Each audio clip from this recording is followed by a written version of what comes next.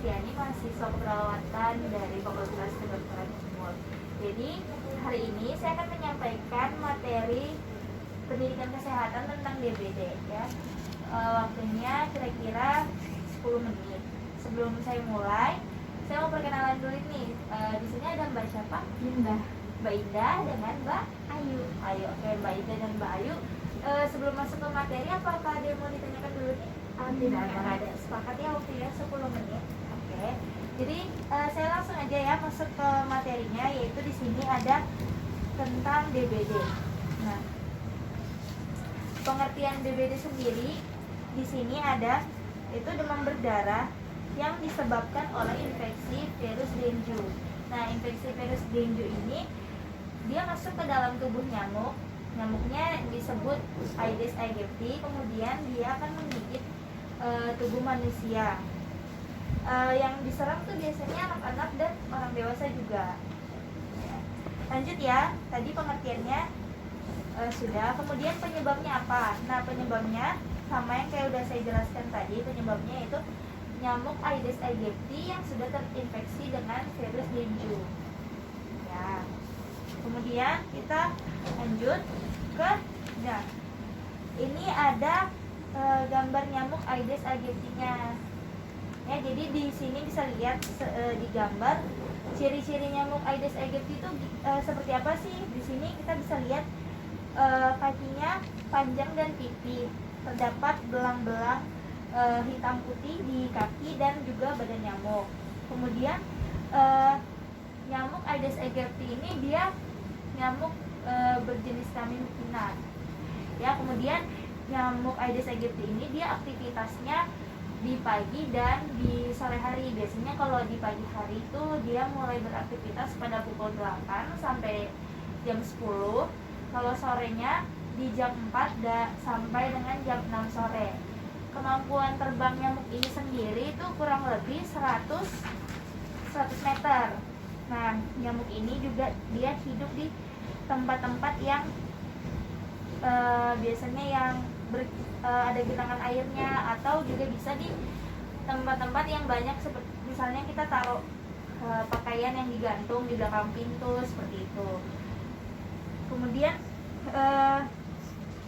jentik nyamuk dari Aedes aegypti sendiri ini biasanya dia terletak di permukaan air, bisa di bak mandi atau di wadah di mana aja yang airnya tergenang, gitu ya.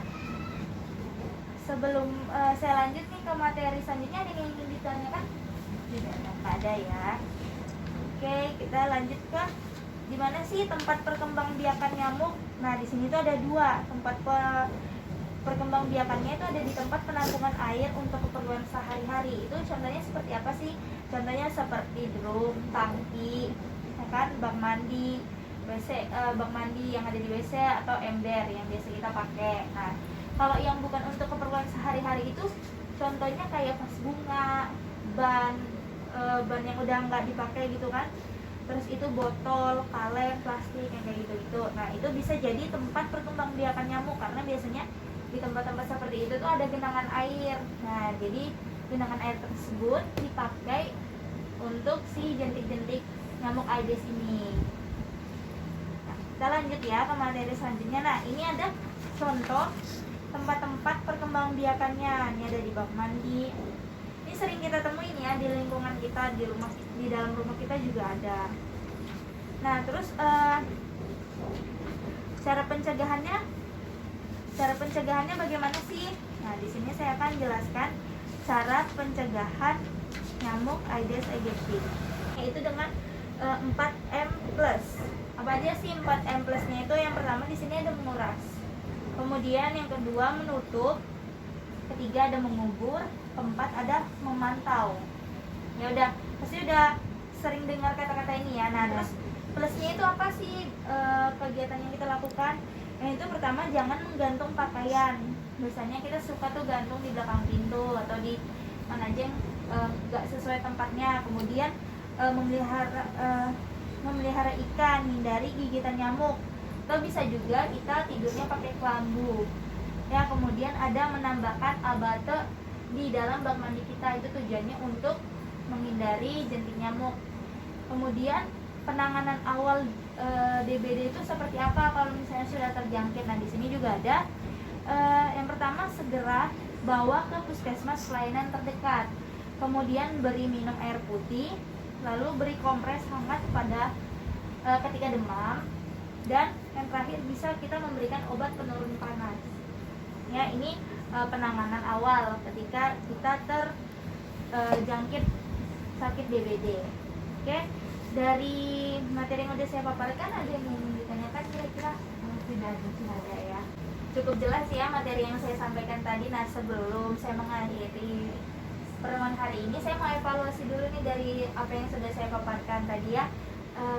Ada yang bisa ngulangin nggak pengertian dari DBD? Saya. Ya, silakan Mbak Indah.